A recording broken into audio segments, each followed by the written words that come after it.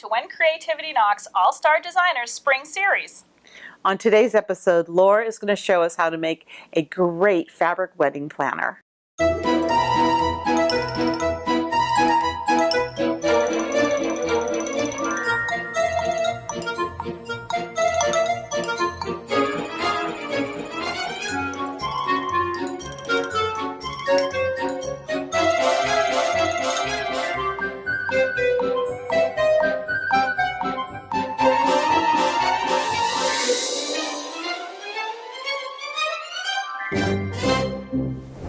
Well, I don't know about you, but a million years ago when I was getting married, I had a million pieces of paper and I needed to keep them all organized, and I kept them in a binder. So I thought a great wedding gift for a bride-to-be is to create a really fancy fabric binder for her. And they're a fortune. I don't know if you've gone shopping for fabric binders, but they're crazy. So much more special. So what I did is I went to a hardware store and got a painting drop cloth, and that way if you're in your heat of wedding season and everyone you know is getting married, you can make a million of these out of a drop cloth. It's good and sturdy too. It's really sturdy and it holds the dye that I'm going to show you how to do. So what you'll first want to do is get just an old binder, cut the drop cloth to about 1 inch around all sides. Around all sides. Put the binder aside, and then we're going to do a nice design. Right now, Moroccan tile is the big hot thing. So Judykins has a kite stencil that is in the Moroccan tile, and we're going to make our own design. So fold your your drop cloth in half. And you'll want to use some spray adhesive on the back of your stencil and then press it wherever you want your design to be. And it's going to hold it down to your fabric. If you want to do a long design that's going to go across and your stencil's not large enough for it, start in the center so that you can work your way and have a nice design in the center. So you will press that down, and then Rit Dye has a new product called Color Perfect, which is a great new product that comes with the dye already mixed. You don't need to use hot water, and it also comes with a couple different applicators, including a spray applicator. I'm going to use gloves because Rit Dye will dye your hands besides the fabric. And everything else. So after you have the stencil spray adhesive down, you are going to want to use some paper towels or some other kind of masking material to block off around it. Otherwise you're going to have some overspray. Which, if you like overspray, sometimes you don't that can have be to kind do of that. Funky tie-dyed too. And if you're doing, multiple stencils, you want to remember to cover what you've just sprayed as well, so that it doesn't mix. Yeah. Back up. Back up if you don't want to get dyed. And then you just simply spritzes it right on. It spritzes it right on. It's a good bold color too. It's a good. So I'm just going to do a quickie version of it so you get an idea.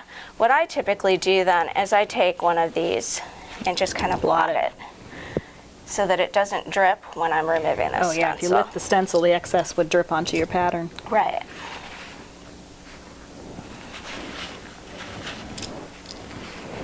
And then you just carefully lift your stencil away and you have this gorgeous pattern. I like the way, I don't spritz evenly. You could do a couple coats to get it, but like the variated shading. Yeah, I like the it adds faded, interest to it. Right. So then if you wanted to repeat the pattern, you would do the same thing. You would move it, make sure you block what you just did, and repeat it. You could do the whole cover. You can also do larger stencils. Mix them. Mix and match. You could do multiple colors. So you could get another color. Maybe the bride has orange and yellow. The colors from the wedding. For hers, and you could do the colors of the wedding. So that's really all you have to do. You let this sit for 20 minutes and dry. It doesn't have to be heat set or anything like that. It doesn't have to be heat set. Neat, neat. You can use, they have a fixative, a color fixative if you want to add that, but since you're not wearing it or washing it, it's not as necessary. Key. But if you were using an article of clothing you were going to wear, you would use that color fixative? Yes. Okay. That's good to know. The color stay. So we have a dried design. I opted to go with a diagonal design this time. And what you want to do is you want to put it down, face down, design down on your work surface. Then get your binder and center it on the canvas. What I do once I do this and kind of smooth it out is I go ahead and open the binder. Because if you do it too tight, then you're not going to be able to close it, and you're going to be really a frustrated person. And to start, you want to grab the edge and just work it underneath the metal. You've got that give to help hold it in place too. Right. And you do the top and the bottom to start. Making sure that the design is where you want your cover Before you start gluing. Right.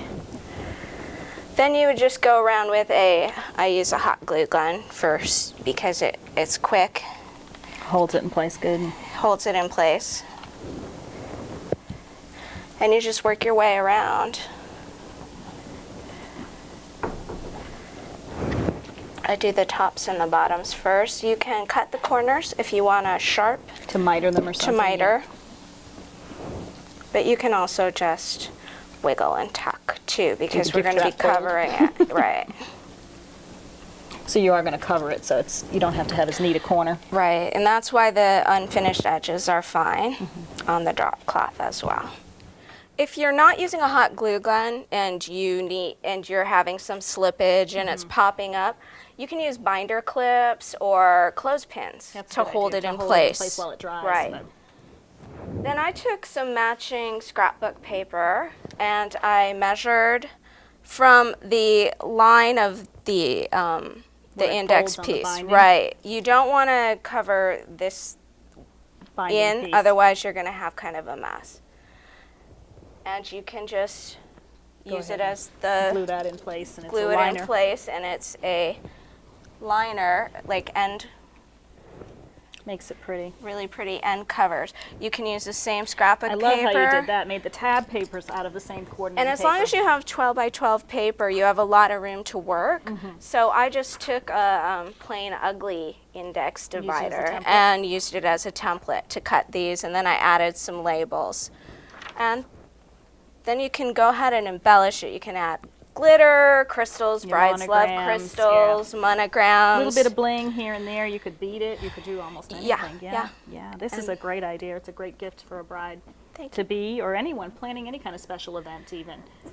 Family recipe books, anything you want to personalize. It's a great idea to repurpose an old binder too. Everybody's kids in school come back with all those extra old binders, and you could make great gifts with them. Right. So. Who would have ever thought to use a drop cloth for that project? It's a great idea, and a great use of the stencils with the dye too. It really was. Like us on Facebook. Follow us on Twitter and sign up on the homepage of our website to receive our weekly newsletter. And you'll be eligible to win one of our weekly prize packages full of products from our sponsors. Yeah, lots of goodies. So please tune in next week for another great episode.